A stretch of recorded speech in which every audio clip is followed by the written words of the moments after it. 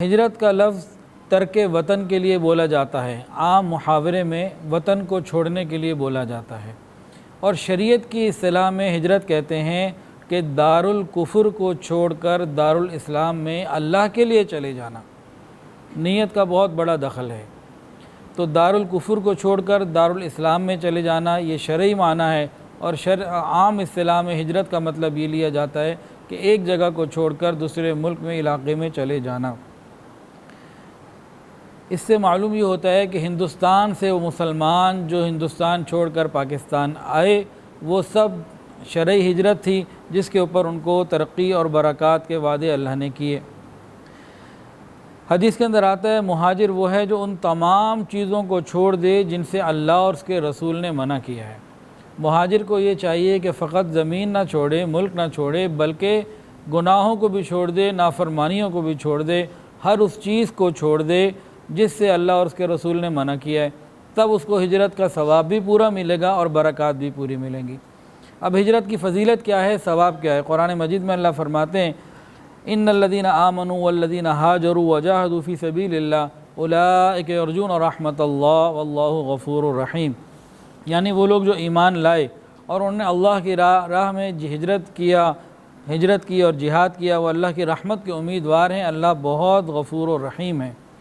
اور ایک جگہ آتا ہے وہ لوگ جو ایمان لائے اور انہوں نے اللہ کی راہ میں ہجرت کی اور جہاد کیا وہ اللہ کے پاس بڑے درجے میں ہیں اور یہی بامراد ہیں۔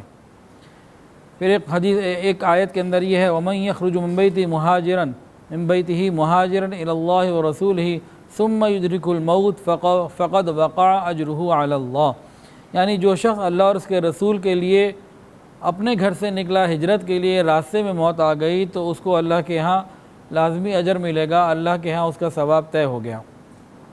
ایک حدیث کے اندر آتا ہے کہ ہجرت پچھلے سارے گناہوں کو ختم کر دیتی ہے۔ یہ تو ہجرت کے فضائل ہیں۔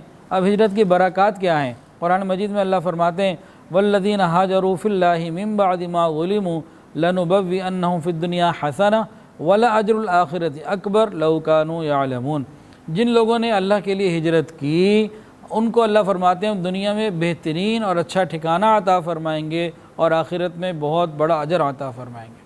اور ایک آیت میں آتا ہے وَمَن يُهَاجِرْ فِي سَبِيلِ اللَّهِ يَجِدْ فِي الْأَرْضِ مُرَاغَمًا كَثِيرًا وَسَعَةً، جو شخص اللہ کی راہ میں ہجرت کرے گا وہ زمین میں بہت وسعت اور کشائش پائے گا۔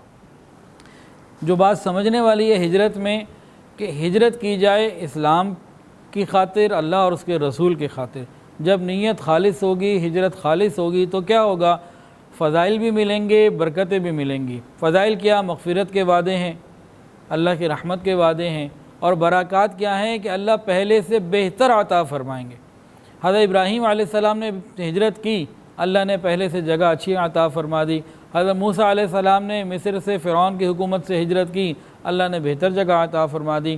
حضور پاک صلی اللہ علیہ وسلم نے اور صحابہ نے مکہ سے ہجرت کی، اللہ نے بہتر مدینہ عطا کر دیا، وہاں کے چیزوں میں زندگی میں آسانی کر دی۔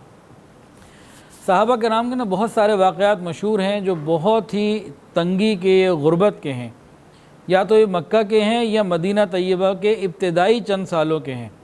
اس کے بعد تو ان کی نسلوں کو اللہ نے رجا کے رکھ دیا، اتنا عطا فرمایا کہ فتح خیبر کے بعد تو بالخصوص ہر صحابی کے پاس وسعت آ گئی۔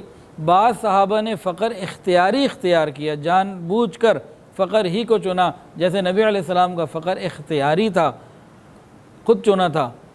لیکن صحابہ میں بہت بڑی تعداد ایسی بھی ہے کہ انہوں نے بہت مال دنیا میں حاصل بھی کیے اور اپنی اولادوں کے لیے چھوڑے بھی، جیسے حضرت ابو ہریرہ رضی اللہ تعالیٰ عنہ، ایک وقت کھانے کے لیے کچھ نہیں ہوتا تھا، لوگ سمجھتے مرغی کا دورہ پڑ گیا، زمین پہ کہیں لیٹے ہوتے تھے، لیکن وہ بھوک کی وجہ سے ہوا کرتا تھا، اور ایک وقت آیا کہ ایک صوبے کے گورنر بنا دیے گئے، اور اس طرح کے بہت سارے واقعات ہیں۔ خلاصہ یہ ہے کہ جو اللہ کے لیے ہجرت کرتا ہے، تاریخ شاہد ہے اللہ نے اپنے وعدوں کو پورا کیا اور ان کو بہتر ٹھکانہ پہلے سے زیادہ عطا فرمایا۔ ہجرت کے لیے قرآن مجید میں یہ آیات آئیں یا عبادی الذین آمنوا ان ارضی واسعہ فإیایا فاعبدون، اے میرے مومن بندو میری زمین بہت وسیع ہے، تم میری ہی عبادت کرو۔